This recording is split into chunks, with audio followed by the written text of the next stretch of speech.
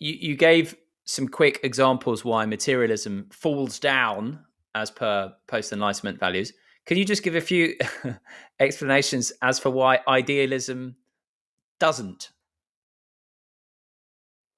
Okay. Idealism doesn't postulate a kind of existence different than nature's given, which is consciousness, experience. Um, it admits that there is more than our individual experience, just like the earth continues beyond the horizon, but that more is of the same kind as individual experience. In other words, beyond the horizon, it's more earth, not something totally different from earthness. Beyond the individual mind is more mind, not something of a different kind than mind. Because it does this, it circumvents the hard problem of consciousness altogether. Because you don't need to reduce experience to something that is non experiential in nature. There is no such a thing. It's all experience. It's just that experience continues beyond the horizon of the individual center of awareness, that point of view we occupy in life. That's one point. The other point is it's much more consistent with the latest empirical data from the neuroscience of consciousness and foundations of physics. Because what this data is contradicting in foundations of physics, for instance, is that is the standalone existence of physical entities. That's contradicted by laboratory evidence. Well, it doesn't contradict idealism because under idealism, physical entities indeed do not have standalone existence.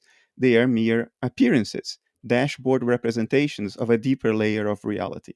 That's another point. There's a point of parsimony. It makes less postulates about what's going on than the other ontological or the other theories on the table. So just quickly, just for people of my education level, parsimony just means the simplest explanation. Simplicity, yeah. But parsimony means that you require the least number of postulated entities beyond immediate experience. Mm-hmm. So if you can account for everything with the least postulates, that's the simplest explanation and the more likely to be true. Yes. Okay. And then just quickly, the laws of science aren't made redundant by all this. Of course not. Science is the study and modeling and then the prediction of the behavior of nature. The understanding of how nature behaves remains the same regardless of what nature is. Whatever it is, it behaves the way we know it does. Now, that knowledge is very limited. There are many things we do not know about the behavior of nature, but none of the things we do know becomes invalidated by idealism. Science is still just as valid. What falls through the cracks and then may be refuted is scientism, is the attempt to create a hidden metaphysics out of certain scientific prejudices about what the world should be for it to behave the way it does. But science itself, no, it remains intact. Okay. When Sam Harris, who obviously has got the Waking Up app, um, Making Sense podcast, etc., neuroscientist, when he says these ideas or describes them as highfalutin, what's your reaction to that?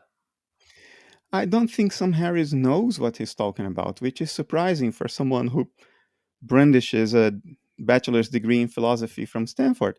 Um, he conflates idealism with solipsism and therefore burns a straw man, which is a philosophical term to say that what he's refuting is not idealism, it's his own hallucination and misunderstanding of what idealism is. So he's refuting his own hallucination, which is fine if he didn't have a large platform and weren't perceived as somebody who may actually know what he's talking about, because he's just perpetuating a pernicious misunderstanding. And he seems to be largely unaware of his own ignorance. So, all in all, I think he's quite negative force in the cultural dialogue right now because of this mismatch between how he is perceived as a deep thinker and the immaturity, shallowness, and vast ignorance of what he has to say.